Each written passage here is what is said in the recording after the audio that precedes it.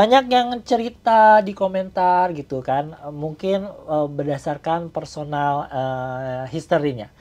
Ada yang cerita tentang kalau dia ini tidak mendapatkan formasi Ya. pada saat tahap pertama kemarin. Uh, Lalu nggak dapat formasi. Lalu ada juga yang karena banyak peserta seleksi yang nilainya tinggi namun kalah sama ex THK2. ya. Bagaimana Mas Suryo menanggapinya? Nah, ini tadi kan saya sampaikan bahwa non ASN ini kan variasi kategorinya macam-macam. Nah, pada saat proses penyelesaian ini kan kita lakukan sesuai dengan urutan prioritasnya. Nah, THK2, lalu kemudian ada non ASN yang database BKN. Nah, sebetulnya pemerintah dengan DPR itu komitmen untuk menyelesaikan 1,7. Nah, 1,7 itu di dalamnya itu ada THK2, ada database BKN. Nah, THK2 ini sebetulnya pendataan lampau dari tahun 2009 lalu. THK2 itu. Nah, sementara untuk yang database BKN ini hasil pendataan 2022 kemarin. Nah, sehingga kelulusan didasarkan pada prioritas THK2 terlebih dahulu, walaupun nilai yang bersangkutan itu lebih rendah dari yang database BKN, karena prioritas kelulusan THK2 terlebih dahulu. Kalau THK2 selesai, baru kemudian database BKN. Kira-kira seperti itu. Nah, lalu kemudian pertanyaan Mas Dika, bagaimana dengan yang tidak dapat formasi?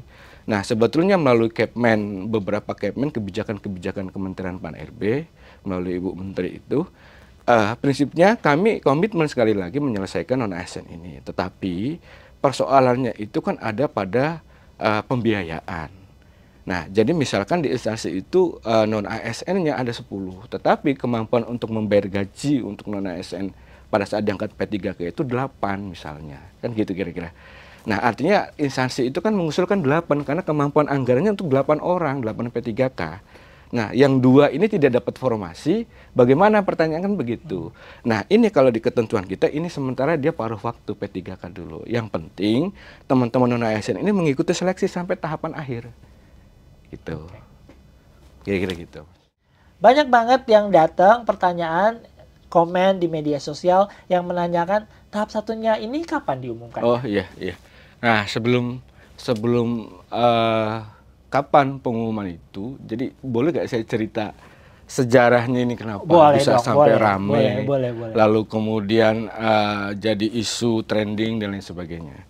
Nah, jadi Mas Dika, ini kan sebetulnya berawal dari PP 49.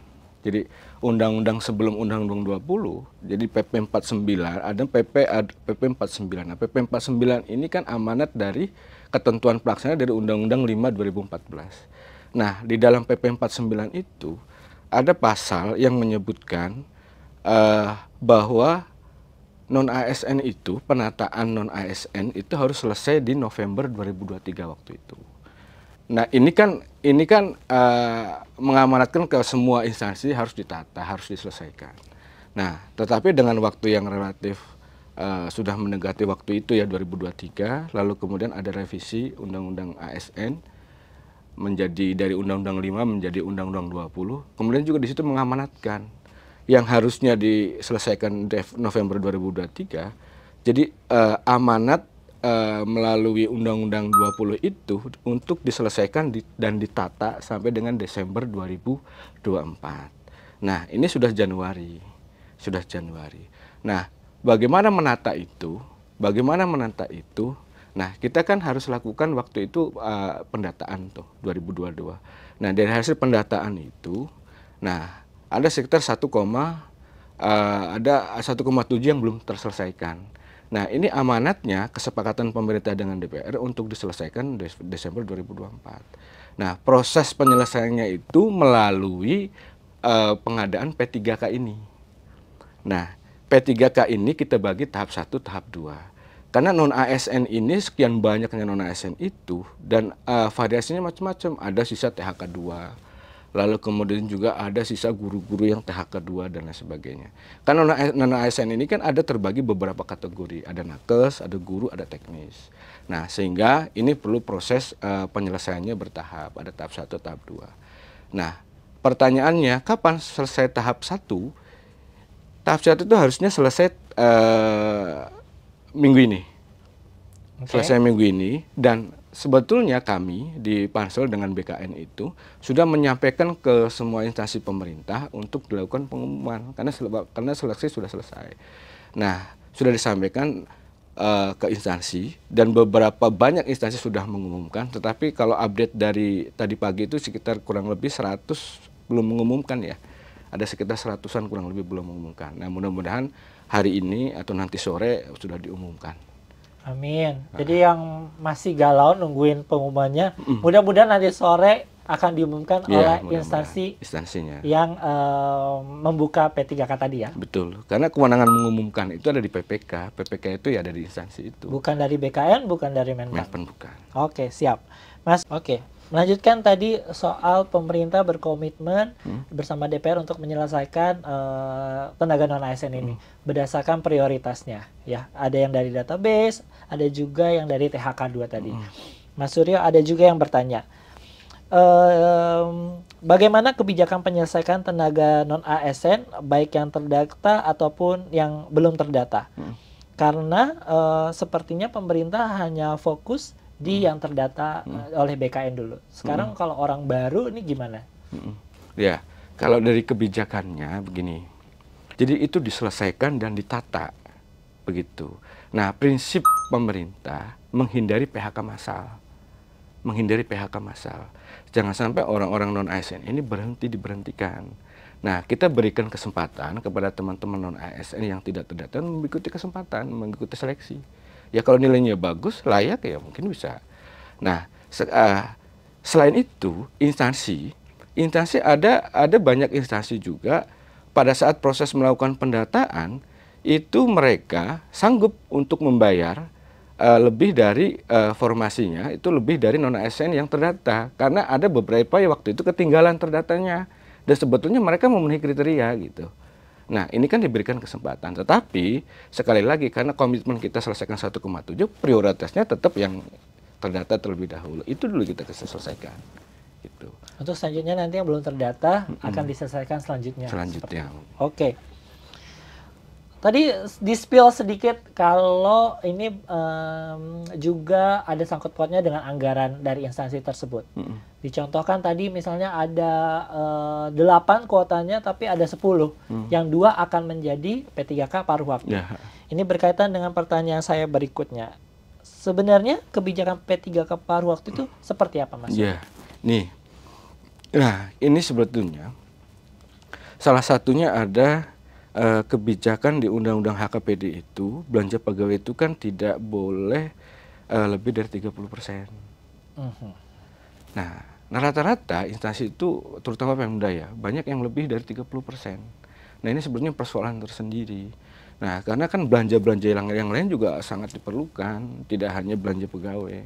Nah, karena pembatasan itu, konsep paruh waktu ini kan sebetulnya sekali lagi berawal dari guidance prinsip bahwa dalam rangka penyelesaian non-ASN ini salah satunya selain menghindari PHK massal itu tidak membebani anggaran. Selama kemampuan Pemda untuk menyelesaikan menggaji P3K itu misalkan kemampuan tadi 8, yang 2 ini paruh waktu ini supaya tidak membebani anggaran. Jadi yang mereka terima saat ini sebagai honorer misalnya 1 juta, ya 1 juta dulu gaji dia. Gaji yang bersangkutan sambil menunggu instansinya ada anggaran atau kemudian ada dari PAD dan lain sebagainya setelah meningkat dan lain sebagainya ada kemampuan untuk membayar mereka ya mereka yang bisa naik ke penuh waktu itu. Nah sebetulnya mereka ini kan ganti baju ada NIP status P3K karena di amanat undang-undang itu kan selesai 2024 dan harus lalu kemudian di ayat berikutnya itu dilarang mengangkat non-ASN untuk menduduki jabatan ASN. Tidak ada lagi non-ASN amanatnya.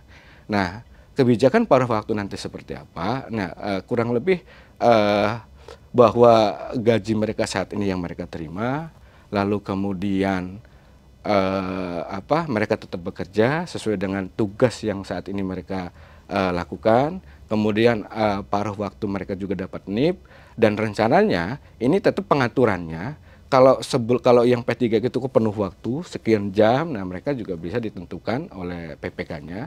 Karena kan ada beberapa variasi gajinya itu kan macam-macam, ada yang 200.000, ada yang 300.000 dan lain sebagainya. Masa kalau 300.000 itu dia 1 hari full, 1 bulan full bekerja, nah ini ketentuan paruh waktu itu. Nah tetapi kami belum mengeluarkan kebijakan itu karena masih menunggu dari RPP manajemen ASN yang sekarang sedang berproses sebagai amanat atau ketentuan pelaksanaan dari Undang-Undang 20, Undang-Undang ASN itu. Nah, tapi kami juga paralel sedang mengkonsepkan itu. Mungkin kami juga harus lebih intens juga diskusi dengan beberapa instansi, terutama dengan teman-teman Kementerian Keuangan. Karena supaya yang menghindari beban 30% HKPD belanja pegawai itu, nah kami mencoba mengusulkan supaya gaji paruh waktu itu di luar belanja pegawai, supaya HKPD dipisahkan aman, ya jadinya. Ya, gitu.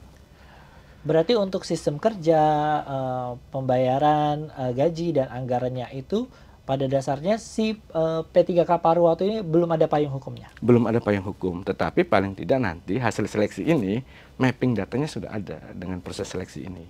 Gitu. Oke, melanjutkan Mas Suryo. Bagaimana kalau ada suatu daerah yang tidak mengusulkan formasi P3K?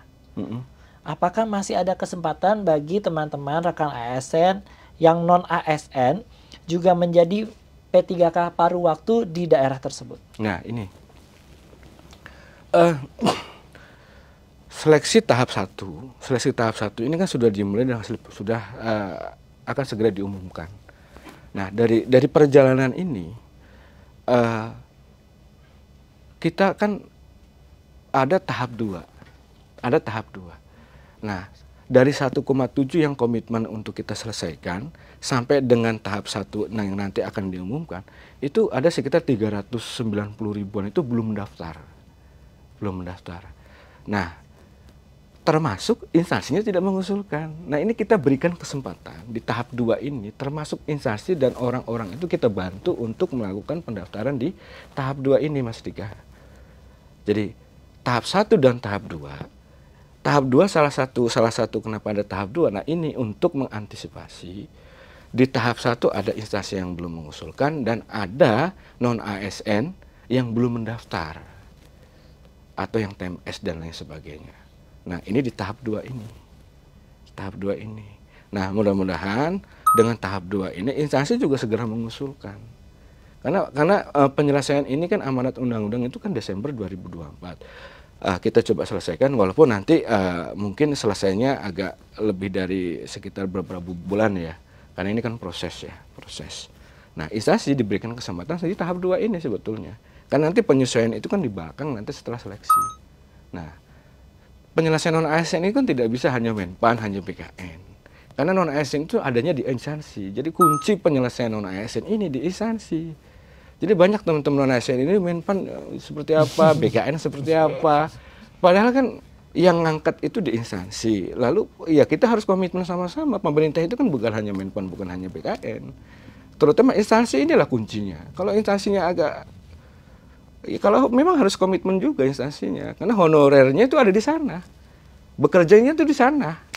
Jadi makanya kami selalu sampaikan, sosialisasi kita selalu, komunikasi kita selalu kita bangun dengan instansi, apa persoalannya, kira-kira seperti itu. Bahkan di tahap 2 ini, teman-teman yang non-ASN di tahap 1 tidak mendaftar, atau yang TMS dan sebagainya, kita bantu di tahap 2. Kita mapping, bahkan kita buatkan jabatan keranjang supaya mereka nggak TMS lagi. Gitu. Jadi untuk berubah, cuman hanya memang tetap harus instansinya yang melakukan konfirmasi. Nah, kenapa? Karena instansi yang punya non ASN masih dibutuhkan atau tidak, orangnya sudah meninggal atau masih ada, termasuk apakah ini juga berkelakuan baik dan lain sebagainya. Kita perlu konfirmasi, data kita mapping, kita sampaikan ke instansi. Nah, instansi melalui sistem tinggal konfirmasi apakah masih dibutuhkan atau tidak. Nah, ini di tahap 2 ini yang kita bantu untuk teman-teman yang terutama yang database ya sebagai prioritas, kita selesaikan di tahap 2. Nah, ini kan sudah diperpanjang sampai tanggal 7 Januari ya. Nah, mudah-mudahan nanti sampai 7 Januari kalau dilihat datanya sudah banyak ya, sudah banyak. Mudah-mudahan tidak mundur lagi. Karena ya itu sekali lagi kami perlu kerjasama dengan instansinya. Kuncinya itu di instansi sebetulnya. Kita sudah buatkan fasilitasnya, kebijakan sudah kita buatkan, fasilitas infrastruktur sudah dibuatkan oleh teman-teman BKN. Konfirmasi tinggal kita sampaikan data ke BKN, ke instansi, nah instansi melakukan konfirmasi. Jadi titik akhirnya sebenarnya nantinya semua instansi itu jadi tidak akan ada teman-teman P3K yang tidak punya formasi di instansinya. Ya. Itu akhir ya kan sebenarnya. Di tahap 2. Di tahap kedua ini. Oke. Kita lanjutkan ya Mas Suryo.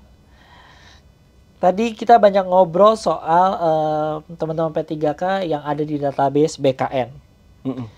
Mereka mengikuti seleksi CPNS. Ya. Lalu pada proses SKD, SKB gagal. Tidak lulus melanjutkan ke tahap berikutnya. Apakah bisa tetap mengikuti seleksi P3K tahap 2? Ini juga sudah kita mapping sebetulnya. Nah, dari tahap 1 dan proses pelaksanaan seleksi CPNS, kita mapping dari data non ASN yang 1,7 itu. Kurang lebih itu ada sekitar 62.000 itu. Non ASN yang ada di database BKN, mereka mendaftar di CPNS. Nah, gini Mas Dika, di proses pengadaan CPNS itu ada 3 tahap. Ada 3 tahap sebetulnya. Pertama tahap seleksi administrasi, kedua tahap seleksi kompetensi dasar, ketiga tahap seleksi kompetensi bidang. Di situ ada 3 tahap. Nah, sudah kami mapping, ada teman-teman non-ASN yang TMS atau tidak memenuhi syarat di seleksi administrasi. Ada teman-teman non-ASN database BKN juga yang lolos, yang MS atau memenuhi syarat lolos mengikuti SKD. Ada juga yang gagal. Nah, yang lolos SKD ada juga sedang mengikuti, lalu kemudian mengikuti SKB. Nah, sekarang juga sedang berproses. Nah, jadi Mas Dika, nah kebijakan terbaru Kemenkiblat terbaru ada 3 kriteria tambahan untuk pelamar atau peserta database BKN untuk mengikuti tahap 2. Yang pertama, itu teman-teman non-ASN yang gagal atau TMS pada seleksi administrasi di pengadaan CPNS, seleksi CPNS. Lalu yang kedua, ada teman-teman non-ASN yang TMS di administrasi di seleksi P3K tahap 1. Dan yang ketiga, non-ASN database BKN yang tidak melamar sama sekali. Nah, 3 ini diberikan kesempatan untuk mengikuti tahapan seleksi. Nah, prinsipnya tadi yang penting teman-teman non-ASN ini mengikuti seleksi terlebih dahulu.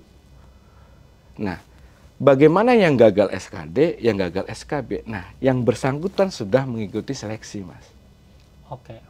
Berbeda dengan yang TMS di administrasi, artinya yang bersangkutan belum mengikuti seleksi.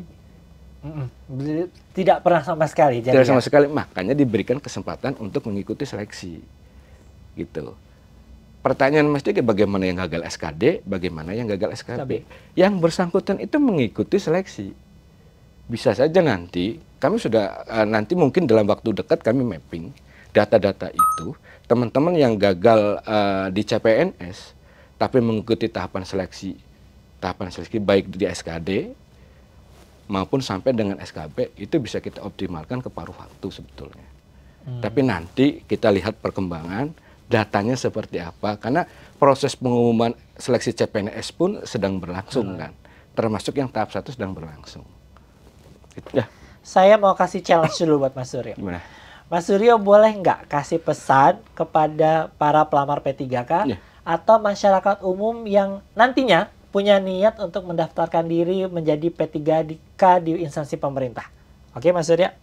Monggo Mas Suryo. Ya, baik Mas Dika dan teman-teman sekalian. Proses penyelesaian untuk non-ASN ini amanat dari Undang-Undang 20. Nah, amanat dari Undang-Undang 20 ini harus kita selesaikan Desember 2024. Tetapi kita masih perpanjang sampai tanggal 7 Januari. Nah, tanggal 7 Januari ini harus dimanfaatkan dengan baik karena kesempatan hanya datang sekali. Dan kepada teman-teman instansi yang sudah melakukan konfirmasi sesuai dengan tahapan-tahapan yang sudah kita lakukan bersama itu, ini baru 96 instansi. Baru 96% instansi. Jadi masih ada 4% yang belum melakukan konfirmasi. Artinya teman-teman non-ASN yang ada di instansi tersebut belum bisa mendaftar ketika instansi belum melakukan konfirmasi. Nah, kami mohon bantuan teman-teman instansi yang termasuk di dalam 4% itu untuk segera lakukan konfirmasi supaya teman-teman non-ASN bisa segera mendaftar sampai dengan tanggal 7 Januari ini. Jadi kita upayakan bersama Menpan, BKN, dan instansi yang lain termasuk instansi yang di daerah untuk segera lakukan konfirmasi supaya teman-teman instansi pemerintah, teman-teman di non-ASN di instansi pemerintah segera melakukan submit pendaftaran. Jadi kuncinya juga ada di instansi. Instansi, ya? Kuncinya sebetulnya instansi karena ada di sana. Kalau instansinya nggak melakukan konfirmasi, teman-teman tenaga non ASN ini nggak bisa daftar. Nggak bisa daftar. Sampai di deadline tanggal 7 Januari. Betul. Oke, siap.